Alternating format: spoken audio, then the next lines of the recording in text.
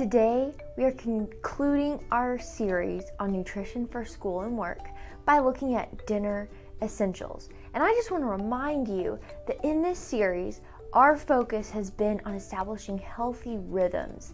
These rhythms are the underlying hum behind what we do.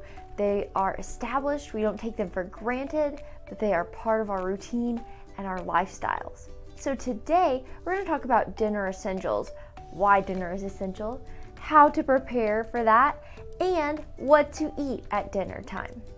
So why do we eat dinner? Well, dinner again is part of that healthy routine of eating about every 3 to 4 hours, refueling our muscle cells in our body before the overnight fast, in this case with dinner. And did you know that dinner time is actually related to decreased stress levels when it's a family meal time? In a survey by the American Heart Association, they found that 91% of families reported decreased stress levels when they had regular family meals together. In this season of school and work, we don't want chronic stress for our family. Chronic stress can lead to chronic inflammation, which can lead to a weakened immune system. So if we can take this one step of having family dinner time together and serve our family healthy foods, we can take the next step in order to lower our stress levels. Only 30% of families eat meals together regularly, and the percentage of families who eat meals together has declined by 30% over the past 30 years. Only about 25% of families eat at least one meal together per day.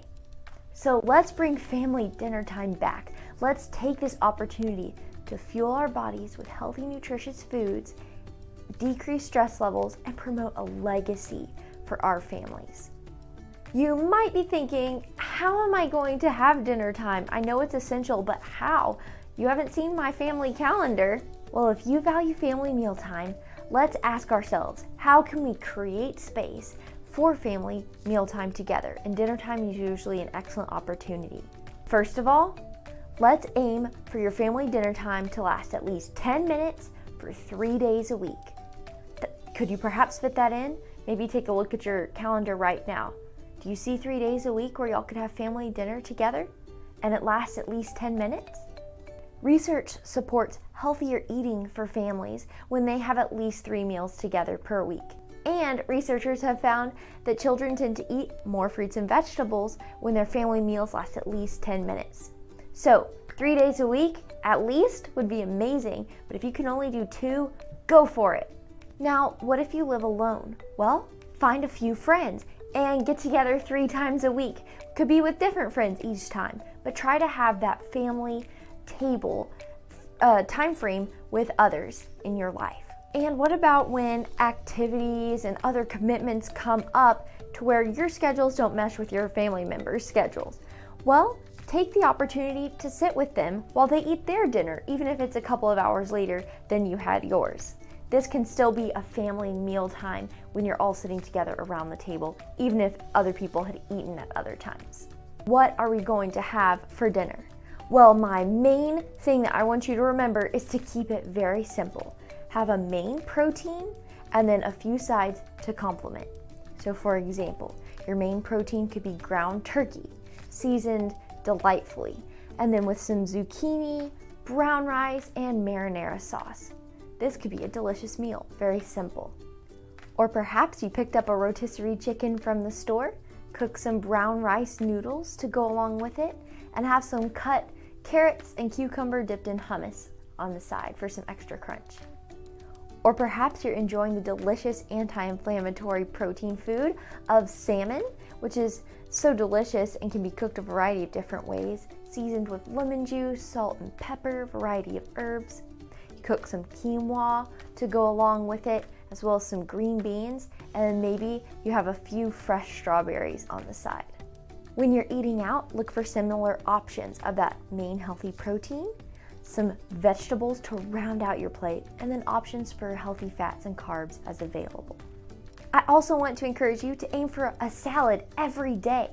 So maybe dinner is your fun salad time. Did you know that salads can actually be a great family meal? Besides all of the wonderful nutritional benefits, such as being hydrating, great for your bone health, cell repair, and renewal. Leafy greens in your salads also support the good detox mechanisms for your body, as well as providing wonderful antioxidant-rich value, helping your eye health, and they also provide good fiber for your body. You can even enjoy salad with a hot protein on top. So perhaps you scramble some eggs, and that is the delicious warm protein on top of your lettuce and your veggies with all the fixings and seeds on top. You can warm up any kind of meat. Grilled is especially delicious on top of a salad if you want that warm, comforting way to end your meals for the day.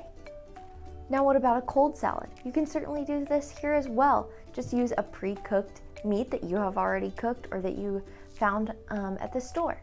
You could use hard-boiled eggs, or you could use tuna, or you could even mix it with Greek yogurt for a tuna salad or a chicken salad. Have you ever had frozen berries on top of your salad before? Oh, this can be delicious as they start to thaw. So try frozen berries on top of your next salad for the flavor and the antioxidant punch that it will bring. Just remember to make sure you include your protein on your salad. Make it big and delicious. Some sources of good healthy fat like avocados, nuts, seeds, olive oil. You don't have to include all of those at once. Those are a few ideas. Some good healthy carbs. You can include brown rice, quinoa, sweet potato. So do you see how creative you can become with just a salad? Invite your kids to join you in. Everybody gets a bed of lettuce and they could decorate it their own specific way, and you have already the main protein. So perhaps it was eggs tonight. So you have your salad, your eggs, and everyone can decorate it their specific, enjoyable way. In summary, we've looked at, through this series of breakfast, lunch, snacks, and dinner, some different rhythms that you can put in place for your family in this season of school and work. So which video stood out the most to you? Which strategy do you think might be a catalyst for other good strategies for your family? I encourage you to share your personal goal for your family with a couple of friends and encourage each other along the way. I'm excited for you, and I would love to hear about the healthy rhythms that you and your family are putting in place this year.